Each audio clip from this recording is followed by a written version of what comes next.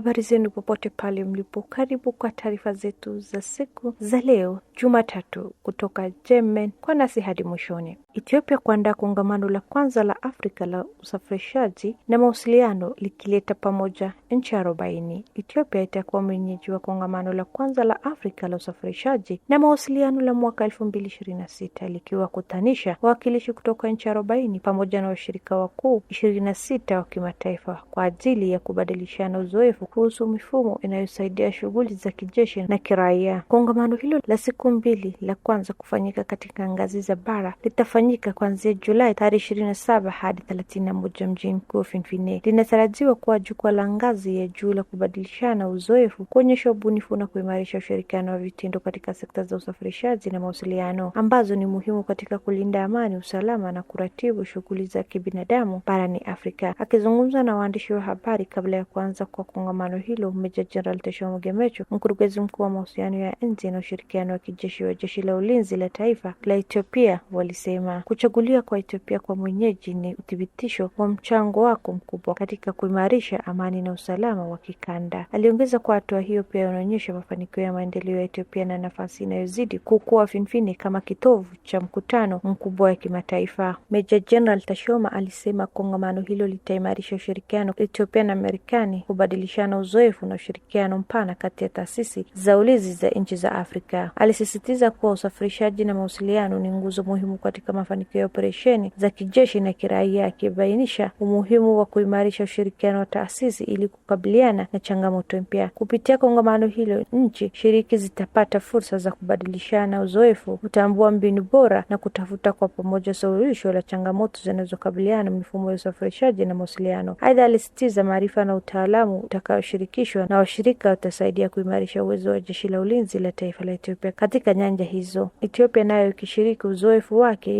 ili kuchangia juhudi za bara za kuimarisha amani na usalama. Kwa upande wake, Brigadier General Paul Felix, mkurugenzi wa usafirishaji wa United States African Command, alisema Marekani imefurahi kushirikiana na Ethiopia kuandaa kongamano hilo. Alipongeza Ethiopia kwa maandalizi yake mazuri na kusema tukio hilo litasaidia kuimarisha ushirikiano na usafirishaji na mawasiliano kati ya Marekani na nchi za Afrika. Brigadier General Felix alisema ushiriki wa tathmini uwezo uliopo, kubaini mapungufu na changamoto na ushirikiano kuandaa suluhisho endelevu litakaloongeza utayari wake. Alieleza imani yake kwa kongamano hilo litakuwa jukwaa muhimu la ushirikiano, ubunifu na kujifunza kwa pamoja, litakalosaidia kujenga mtandao imara ya kitaalamu, kuimarisha uwezo wa taasisi mbalimbali na kuchangia usalama pamoja na ustawi wa bara la Afrika.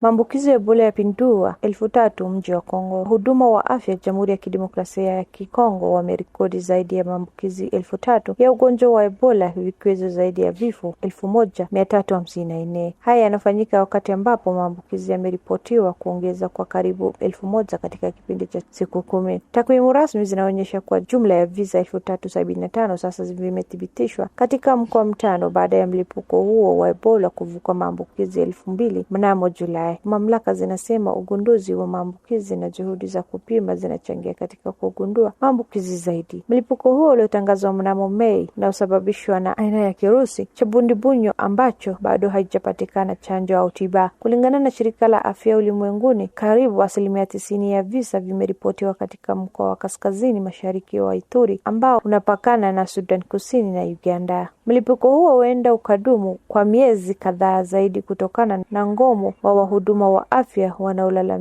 wanaolalamikia kutolipiwa mshahara yao na kutatiza utoaji huduma katika baadhi ya hospitali.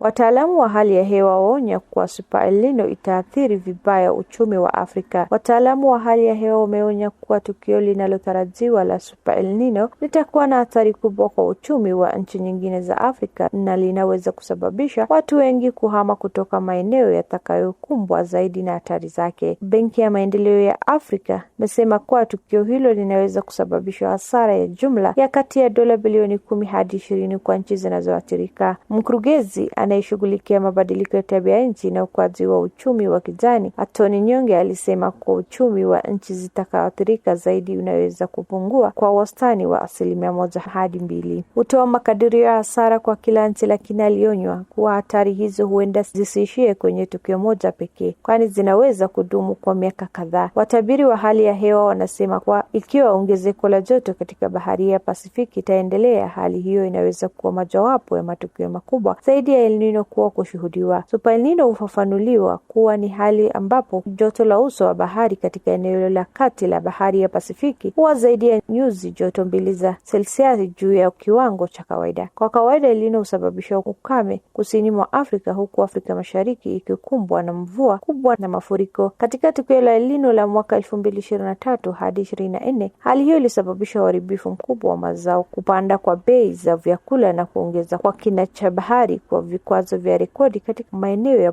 pwani ya Afrika. Benki hiyo inakadiriwa kwa wakulima wa Afrika tayari wanakabiliwa na hasara ya karibu dola milioni 330 ya mapato mwaka huu kutokana na kupanda kwa bei ya nishati na usumbufu wa upatikanaji wa mbolea uliosababishwa na vita vya Mashariki ya Kati. Pia alisisitiza kuwa sekta ya uvuvi inaweza kuathiriwa vibaya kutokana na ongezeko la joto la bahari na kuongeza kwa dhoruba. Aidha, mgogoro, madeni makubwa ya serikali na kupungua kwa msaada ya kimataifa vinaendelea kudhoofisha uwezo wa nchi nyingi za Afrika kukabiliana na majanga na mshtuko ya nje. FDP imezitaja Sudan na Sudan Kusini, Jamhuri ya Kidemokrasia ya Kongo, Somalia, Mali, Burundi na Nigeria kwa miongoni mwa nchi zinazoweza kukumbwa na hatari kubwa zaidi za Super El Nino.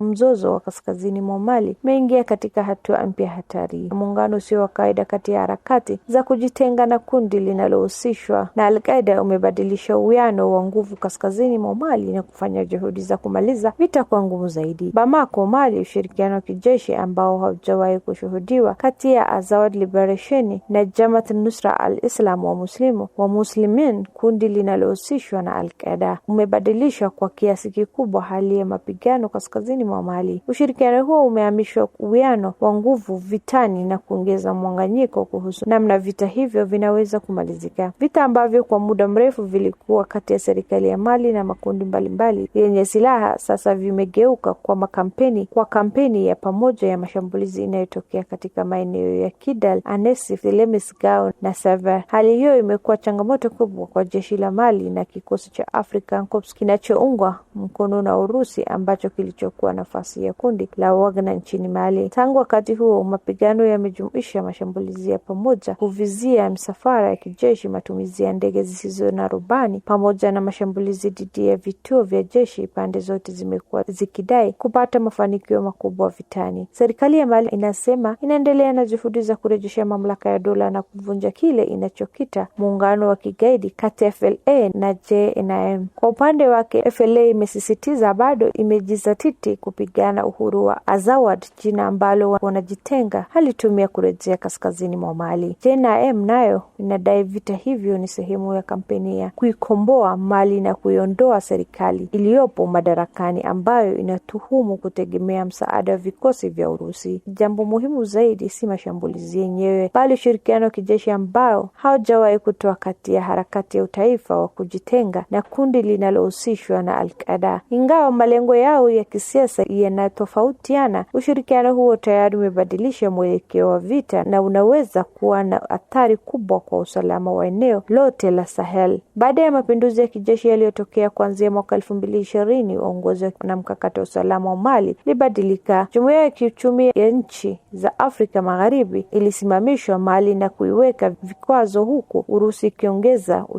ushiriki wake wa kijeshi kupitia kundi la Wagner mwisho wa mwaka 2021. Wapenzi wetu, ni hayo tu kwa siku ya leo. Asanteni sana kwa kuwa nasi popote pale mlipo.